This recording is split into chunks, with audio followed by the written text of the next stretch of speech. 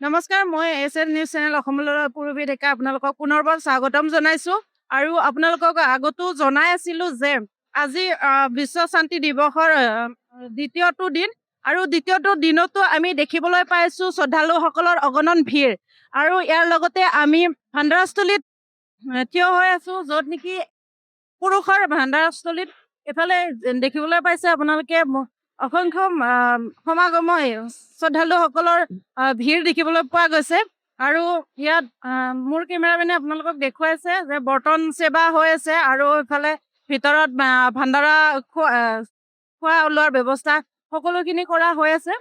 হয়, আমি দেখিবলৈ পাইছোঁ ইয়াত ভকতসকলে বৰ্তন সেৱা কৰি আছে আৰু লগতে পানীৰ ব্যৱস্থা কৰি আছে, যিহেতু বহুতখিনি গৰম হয় আৰু ইয়াতে আমি এজন শ্ৰদ্ধালুৰ ওচৰলৈ যাম। ইয়াৰ সেৱাৰ বিষয়ে আমি তেওঁৰ ওচৰত জানিবলৈ চেষ্টা কৰিম। नमस्ते सर जी। नमस्कार जी, नमस्कार। आप कहाँ से हो? मैं आसाम से हूँ जी। হয়, আপুনি যিহেতু অসমৰ পৰা আহিছে, আমি তেতিয়াহ'লে অসমীয়াতে কথা পাতোঁ। হয়, আজি আপুনি ইয়াত কি সেৱা কৰি আছে? মই জলদান সেৱা কৰি আছোঁ এতিয়া বৰ্তমান দুদিন। আজি যিটো সেৱা আপোনালোকে পাইছে, এই সেৱাৰ বিনিময়ত কিবা লোৱা হয় নেকি? বিনিময় একো নাই, বিনামূলীয়াকৈ আমি সেৱা কৰি আছোঁ আৰু গুৰুজী দয়াত আমি সেৱা কৰিলেহে পোন হ'ব আমাৰ। গুৰুজী আমাৰ সৎসংগ মাধ্যমে কৈছে।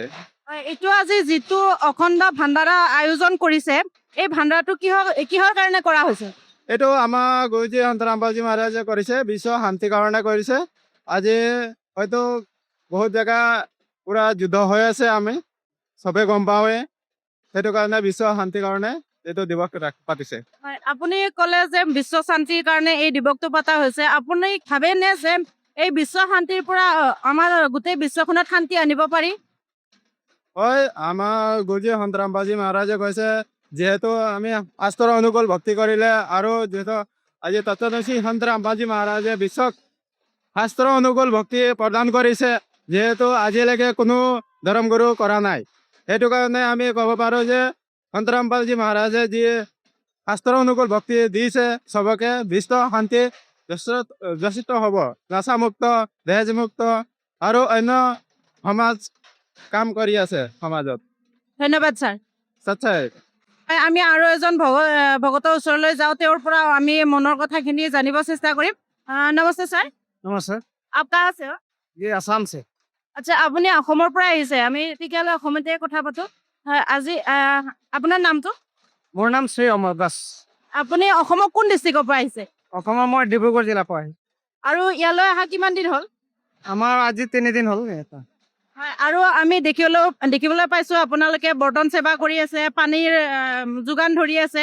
ইয়াত সকলোখিনি সেৱা আপোনালোকৰ কৰি কেনেকুৱা অনুভৱ? খুব ভাল লাগিছে, পৰমাত্মা সেৱা। আমি আজি পৰমাত্মাৰ চৰণত আহিছোঁ, যিটো ভক্তি মাৰ্গত পৰমাত্মাই আমাক আনিছে।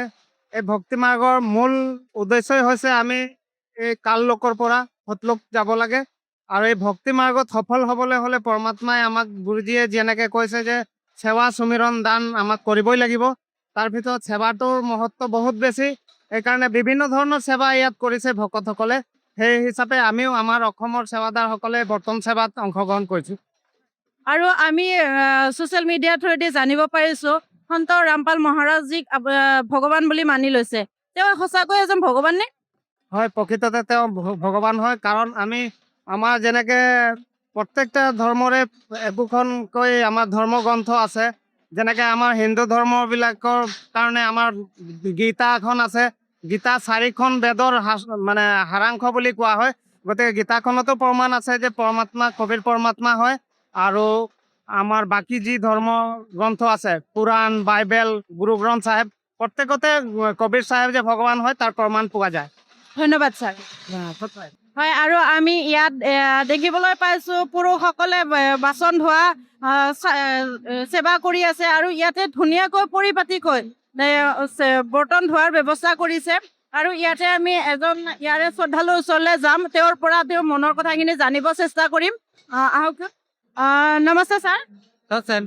आप कहाँ से हो? আসাম ডিষ্ট্ৰিক্ট। আপুনি যিহেতু অসমৰ পৰাই আহিছে, আমি অসমীয়াতে কথা পাতিম। আপোনাৰ নামটো? বিষ্ণু দাস। আপুনি ইয়ালৈ কিমান দিন হ'ল অহা? ইয়াত আমাৰ সন্ত ৰামপালজী মহাৰাজৰ বিশ্ব শান্তি সমাৰোহ ইয়াত 3 দিনীয়া কাৰ্যসূচী পতা হৈছে। সেইকাৰণে আমি অসমৰ পৰা ইয়াত সেৱাৰ কাৰণে আহিছে। আৰু আজি আপুনি যি সেৱা কৰা বুলি কৈছে এই সেৱাৰ পৰা আপোনালোকৰ কি লাভ হয়? এই সেৱাৰ পৰা আমাৰ বহুতখিনি লাভ হয়। ইয়াত মানসিক লাভ হয় আৰু বাৰ্ষিক লাভ হয়। আৰু যিখিনি আমাৰ শৰীৰৰ ৰোগ আছে, দুখ আছে, বেমাৰ আছে, এইকেইটা আমাৰ সদগুৰু সন্ত ৰামপালজী মহাৰাজে আমাক সৎসংগৰ মাধ্যমে কৈছে যে বেটা ইয়াত সেৱা কৰিলে আপোনাৰ যিমান জন্মৰ পাপখিনি আছে এইখিনি আপোনাক ইয়াত কাট খাই যাব বুলি কৈছে। সেইকাৰণে আমি আজি সকলোৱে আমাৰ অসমত যিমান ভক্ত আহিছে এইকেইটা সকলোৱে আজি বৰ্তন সেৱা কৰি আছে ইয়াত। ধন্যবাদ ছাৰ। এতিয়া উপস্থিত আছো ইয়াত চব্জি কাটা স্থলীত, য'ত নেকি ইয়াত আমাৰ জানিব পৰা মতে আমাৰ অসমৰ আই মাতৃসকলে ইয়াত সেৱাৰ ভাগ ল'বলৈ পাৰিছে। আৰু ইয়াত দেখিবলৈ পাইছো বিভিন্ন ধৰণৰ চব্জি আই মাতৃসকলে কাটা কুটাত ব্যস্ত হৈ আছে। আৰু ইয়াতে আমাৰ যি শ্ৰদ্ধালুসকল আছে, আই মাতৃসকল আছে, তেখেতসকলৰ পৰা ইয়াৰ সেৱাৰ বিষয়ে আমি অকণমান জানিব চেষ্টা কৰিম। আৰু লগতে মই মোৰ কেমেৰামেনক ইয়াৰ পৰিৱেশটো এবাৰ দেখুৱাবলৈ অনুৰোধ জনাম।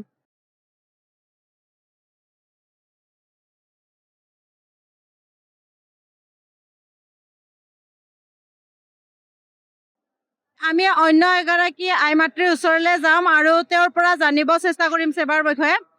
নমস্কাৰ বাইদেউ। চাই আপোনাৰ নামটো? মৰমী দাসী। হয়, আপুনি আৰু ইয়াত কিমান দিন থাকিব? আমি আৰু 5 দিন আছো। এতিয়া আপোনালোকে প্ৰতিবাৰে সমাগমলৈ আহে আৰু ইয়াত আহাৰ কিবা লাভ পাইছেনে আপোনালোকে? হয়, আমাৰ পুণ্য লাভ হয়। আৰু ইয়াত এতিয়া আজি সেৱা কৰিছে, যিটো সেৱাৰ কিবা মূল্য লয় নেকি আপোনালোকে? নাই, এয়া মূল্যৰ কোনো প্ৰশ্নই নাই। আৰু আমি জানিব পৰা মতে ছ'চিয়েল মিডিয়াত আমি দেখিবলৈ পাইছো সন্ত ৰামপাল গুৰু মহাৰাজজীৰ অন্নপূৰ্ণা অভিযান আৰম্ভ কৰিছে। এই অন্নপূৰ্ণা বিষয়ে আপুনি অকণমান আমাৰ SN News চেনেলৰ দৰ্শকক জনাওকচোন।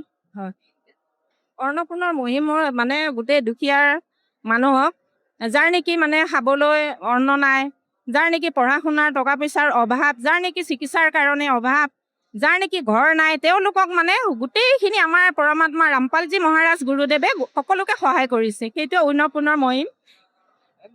আৰু আজি আমি আজি 1 তাৰিখৰ পৰা 3 তাৰিখলৈ 3দিনীয়া সমাগমৰ আয়োজন কৰিছে। এইটো আমি জানিব পৰা মানে বিশ্ব শান্তি মহাসমাগমৰ আয়োজন কৰিছে। আপুনি ভাবেনে এই সমাগমৰ জৰিয়তে সমাজত শান্তি পৰিৱেশ সৃষ্টি কৰিব পাৰিব? পাৰিব, নিশ্চয় পাৰিব। এতিয়াতো শান্তি হৈছে আৰু শান্তি আহিবই। এই কলি যুগতে মানে আমাৰ গুৰুজী সত্য যুগৰ মানে হেৰি দিছে, সত্য যুগ হৈয়ে আছে এতিয়া, আৰু কলি যুগতে সত্য যুগ আহি আছে। ধন্যবাদ বাইদেউ। হয়, সঁচাই।